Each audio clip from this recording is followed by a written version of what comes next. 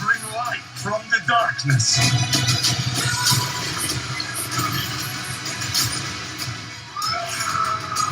This team can be the heroes on the Witness box. With a little giddy toy.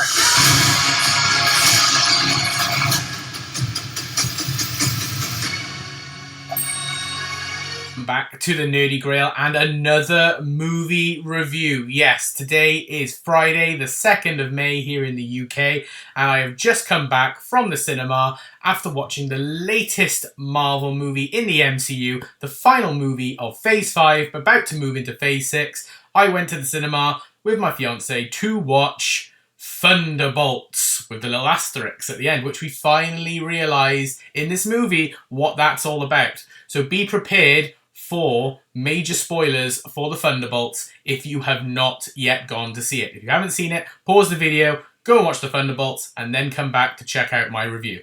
So as you can see here, I've got Ant-Man and the Wasp, Black Widow, both the Steelbook and the regular Blu-ray, and Falcon and the Winter Soldier, because lots of returning characters from previous franchises in terms of TV shows and movies appear in here, and there's lots of different ways you can categorize the Thunderbolts, if I'm being perfectly honest. It almost feels like a Black Widow sequel to a degree, but I'm going to waste no more time because I actually really did enjoy this movie, and I want to explain my points of view across to you. Briefly go over the plot, and then to give you the positives and negatives, and I'll give it a rating out of 10 this time. So, let's waste no more time and jump straight into my review of Thunderbolts. Okay, so the Thunderbolts. So I'm going to do this in a bit of a different way than I normally do. So I'm just going to go over like positives and negatives and talk about the characters, I think, this time round in terms of the movie. So our core characters we've got in this movie, we've obviously got Sebastian Stan back as Bucky Barnes. He does a fantastic job in this movie. We have got Florence Pugh as Yelena. I love Yelena as a character, and I'm glad we're seeing her more and more. We've got David Harbour as the Red Guardian, who's a fantastic character. I love him so much. We've got US Agent back again, John Walker. I love him. He's great. We've got Ava, or Ghost, who's also really, really good. Does a lot more than she does in Ant-Man the Wasp. Good little bit of character development for her. We've got Taskmaster, but I'll get onto that in a minute because, oh my goodness, that really annoyed me. And so we got Taskmaster. And then we've got the protagonist stroke antagonist character of Bob Robert, or known as the Sentry.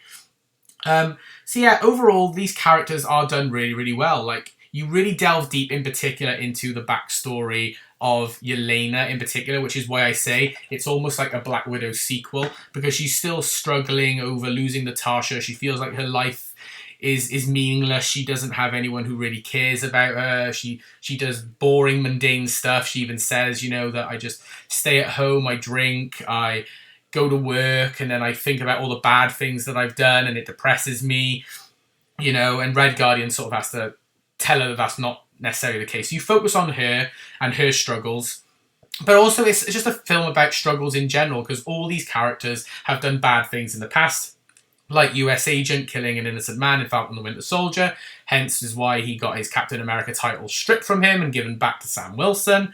You know, all these people have done terrible things, but they're sort of thrown together because they've all got one common enemy, one common agenda, and that is Valentina, who basically in previous series, like in Falcon and the Winter Soldier and stuff, has, you know, hired them to do things. Like, she was the one who hired Yelena to go after Hawkeye for the Hawkeye series. So they've all got like a common enemy, and she tricks them into this vault, trying to get rid of them because she's in trouble herself for potential impeachment, and she could go to federal prison for the crimes and things that she's potentially done. So she tries to get rid of all loose ends, and that happens to be these characters. But they accidentally release a character known as Bob, who ends up, we find out he was part of this Sentry program, who was promised that he would become a better person, he might be stronger, and they trigger his powers, and he becomes then the big bad because he's unable to control it himself. And so they got to join forces in order to defeat Bob, which is, I still think, is great, but he is Sentry at that point. But yeah, it is really, really good, and he has these abilities that you see throughout the movie where he'll like touch their shoulder or touch their hand, and it will take them to this other dimension where they relive like a bad memory from their past. You know, like Yelena has to sit through one of the trials that she had to go through in the Red Room, where she had to kill one of her first victims and lead them out into the forest to get shot. You see John Walker, who's, you know, in his role as a father, where you see that he's actually not the best dad. He's neglecting his child because he's too busy scrolling on his phone, seeing, you know, memes and stories in the newspaper about him being like a fallen hero. And then he has arguments with his wife and he loses access to his child. So you get to see all these bits, and it really like delves the characters deeper. But also, like I said, Bucky is also a great character as well. He's really grown throughout the series as well, you know, going from being the Winter Soldier, being this antagonist in Captain America and the Winter Soldier, to now being this hero who's leading a team, even though I feel like Yelena is technically the core leader of the Thunderbolts. But yeah, so basically they've got to stop Sentry, and that's literally what happens by the end. They do stop Sentry, and they are about to get their revenge on Valentina, because she's exposed as, you know, potentially a fraud to everyone but the media, and so they're thinking that they're going to bring her in and then they'll be spared and freed, but she lures them to this press conference, and this is where I'm going to start talking about spoilers now. So if you really haven't seen the Thunderbolts, this is where I'd recommend, if you don't want any spoilers, I'm going to talk about the ending of the movie and also the post-credit scenes. So I would say it's interesting. So the movie ends. There's a reason why Thunderbolts has a little asterisk at the end, because obviously that isn't the official name for the team, even though that's what they call themselves all through the movie. They're not the Thunderbolts. So at the press conference, Valentina is very sneaky and basically says that, oh, I've been secretly building this new team of heroes, because obviously the old Avengers are gone now and they're not going to save us, so we need help. And this is the new team. And we're expecting her to say the Thunderbolts, but she calls them the New Avengers. Yeah, this is the New Avengers. And the movie ends with different newspaper clippings saying, oh, these aren't the heroes that I was promised. Oh, I don't know if I like these. Then there's positive ones that say, yay, the New Avengers are back, this, that, and the other. So you really get the feel of how the media are treating this news. But yeah, they become the New Avengers, the new big team that's going to save the day. And then as the credits roll, you see the title Thunderbolts with the asterisk pop up, and then it wipes it away, and then boom, it says the New Avengers. So that's really interesting. I'm a bit unsure how I feel about that, to be perfectly honest. But then there's a post-credit scene where they are up in like Avengers Tower, in their new headquarters, wherever that is. They do a time skip of about, I think they say 14 months. They're in their headquarters reading like more articles, saying that obviously how some people don't treat them as the current Avengers, and apparently even Sam has had conversations with Bucky saying that he's not too happy about it either. Yeah, I know, even Sam isn't happy, but I remember saying to my fiance at the time, but Sam's around as proper Captain America, so he's not really going to be happy with this team, especially since John Walker's a part of it, and we all know what happened in Falcon and the Winter Soldier. So, you know, what did we expect? So Bucky says that he's not very happy, but they get this like signal that there's a ship or something coming into orbit. They see it on the scanner, and it reveals that it's the Fantastic Four's vessel. So this leads very nicely into what the next movie is going to be, the Fantastic Four First Steps. So that's a nice little tease, and you really get to see how the team is gelled. But we also find out that Bob, after he had his Sentry powers wiped, he's unable to use those powers because he's still unable to control it. So if he uses his powers, he'll become evil again. So he is just Bob. So he's almost like, in Friendly Neighborhood Spider-Man, the guy in the chair. He's the Harry Osborn of that series. For the time being anyway, who knows what might happen. But yeah, I quite like it. I like the relationships through the movie of the characters. It's done really well. They, you know, all the bickering and the comedic moments are great. Like there's a scene where they first escape from the vault as a team, and they're hiding out in the middle of the desert.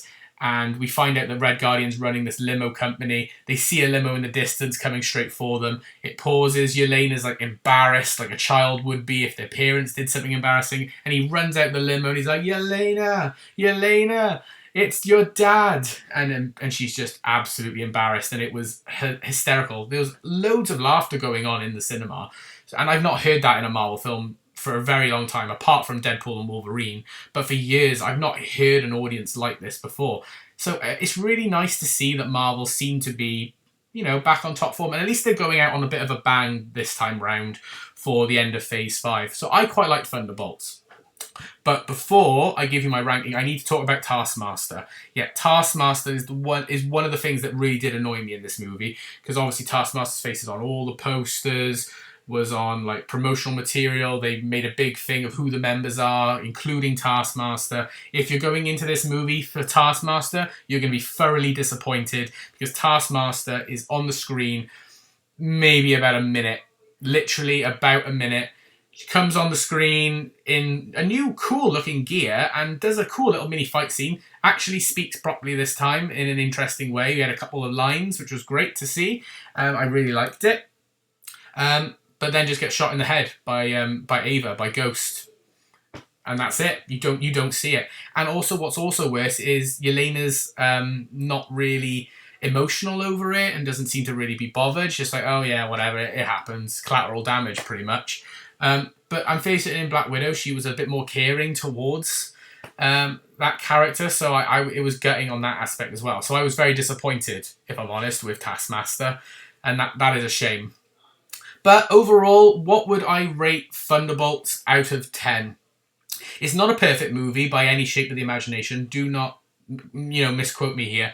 But I will say it was a thoroughly enjoyable Marvel movie. I quite enjoyed it. I'm going to give the Thunderbolts a 7.5 out of 10 because it was a fairly enjoyable movie with a couple of errors here and there. But that's going to be my quick little review on the Thunderbolts. I hope you did enjoy this video.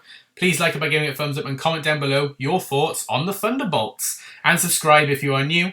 But for now, this is the Nearly Grail signing off. I hope you've had an amazing day, and I will see you all in the next video. Bye for now, everyone.